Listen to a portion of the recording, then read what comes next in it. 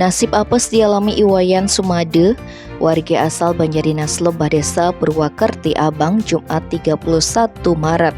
Lantaran sibuk mengurus acara pernikahan, mesin jukung yang terparkir di pantai Mongmongan di Banjardinas Bunutan, Desa Bunutan Abang Raib dicuri orang.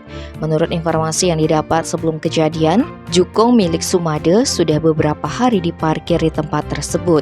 Pemilik jukung cukup lama tidak melaut lantaran sibuk di acara pernikahan. Tanpa rasa curiga sedikit pun, korban membiarkan mesin jukungnya menempel di perahu tanpa ada pengawasan. Namun ketika dia melihat perahunya, mesin jukungnya sudah raib. Atas peristiwa tersebut ia mengalami kerugian mencapai 15 juta rupiah. Korban berharap pelaku pencurian cepat terungkap.